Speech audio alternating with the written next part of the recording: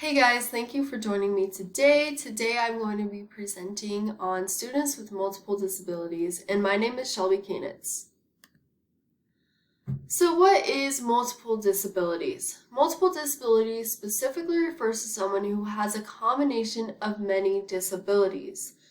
This is not the same as multiple diagnosis, simply because a multiple diagnosis could refer to someone who has multiple disabilities or disorders. However, to fall under the multiple disabilities category, the conditions of the student have to affect their everyday functioning life. So the conditions have to be severe. So an example of a multiple disability would be someone who may have both a sensory disability and a motor disability. So multiple disabilities fall under the IDEA. The IDEA stands for the Individuals with Disabilities Educational Act. So students with these simultaneous impairments require very specific and special educational needs. And that is what IDEA specifically says. And it basically states that a student who has severe disabilities cannot be placed in a generic special needs program because these are usually only designed to treat one disability. They need a special plan that can treat all their disabilities without neglecting any. So a student who has multiple disabilities needs a very specialized plan, mostly because if you put them on any regular or generic plan, a lot of times this only covers one disability and we can't neglect the other disabilities that they may have. It's important that we as teachers see that they have multiple disabilities and change their curriculum and give them the needs that they actually need. So common traits for students with multiple disabilities. There are many traits that students with multiple disabilities can possess, since there are many combinations of disabilities that a student may have. So there is no one correct answer, just because there's so many various conditions that a student may have, disabilities a student may have. There's a lot of combinations. However, the National Dissemination Center for Children with Disabilities, usually referred to as the NICHCY, lists several common characteristics. So that will be on the next slide. Some of these include the delays with speech and communication skills. Many students with multiple disabilities struggle with speech and communication skills and mobility. And so that's the second one, challenges with mobility. And they need assistance in performing everyday activities. They have difficulty walking or severe cognitive challenges. And these are things that we as teachers need to be looking out for. However, there are so many different symptoms that a student may have depending on the disabilities that he or she have. So for a student to be diagnosed with multiple disabilities, the disorders, once again, must be so severe that they interfere with the student's everyday functioning. So this is the main reason that these students need so much help, is because they have trouble with everyday functioning, such as walking, mobility, or even just verbally talking. Okay, so teaching tools for the classroom. So I actually used to work at a school with a lot of kids with a lot of multiple disabilities. It was called Fletcher Miller. And so, there's children who are deaf and blind at the same time, and everything in between. And so some of the tools that they use that were super effective were picture cards and flashcards. And so children who struggle with communication can point at a picture and communicate what they need. And it usually has the word written under it also, so they can learn the words for it. Another really, really useful tool that I saw was iPads. So children who couldn't speak or had communication problems would use text to voice. They could they could type whatever they wanted and it would speak for them because they were unable to speak. Or they would picture select. So they would choose a picture and it would say the word out loud of what they were choosing, and they could communicate what they wanted. And so these tools I saw were very, very effective. Another thing that is said online was peer mentoring, because these children need to be integrated into the classroom and they need to feel as normal as possible. And so if they have a peer mentor, it's often super helpful to help them with their communication skills and social skills, and have someone that they can talk to on a regular basis. So some accommodations for the classroom. Um, so often students with multiple disabilities would need an altered curriculum, and this is more times than not.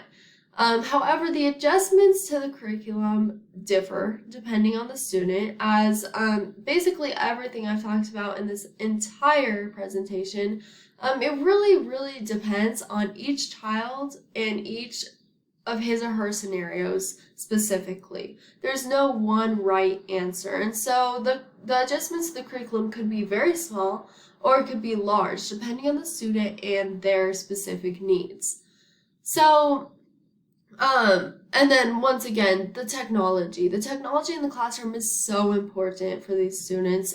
Giving students with multiple disabilities technology in the classroom that targets their ability to communicate, fine motor skills, and makes the learning process easier is super effective. Once again, iPads, communication skills, things that talk for them, or they can choose pictures, and they even have different things that help students write on their iPad and like work on their fine motor skills. And so that's something that is just also super helpful. Now, when you're dealing with a student with multiple disabilities, it's so important to work with the community. You should not be, as a general education teacher, working by yourself. You need as many supporters as possible. And this also ensures the student's success. And so writing a thoughtful IEP will help a student's success at home and school. So you should be working with the parents of the student, to ensure that the student is getting as much help as possible at home as well. And this plan, it really, once again, there's no exact answer for what should be put into an IEP for a student with multiple disabilities, just because every single scenario is just going to be so different. But this plan is going to be very difficult to write up, and it should be constantly in evaluation and readjusted to fit the specific needs of a child. So it should be readjusted on a regular basis, to fit what the child actually works well with and what they don't work well with, and just fitting it off of there, and planning it for the child specifically. And this is the most important part, just because every student is going to be different and every student's needs are going to be different. So just adjusting it to their specific needs is really important for their own success. So it should not be a one-man job. Many professionals should be working with the child as a team. And so this includes speech therapists, counselors, all of the above, all of the people in the school that are meant to help general education teachers and work with these children. And so these children with multiple disabilities should not just be put in a special needs program, a generic special needs program, because they have multiple things that they need to work on. And so their IEP plans are going to be a very much more like complicated than most students with disabilities, just because there's multiple factors that are playing into their disability.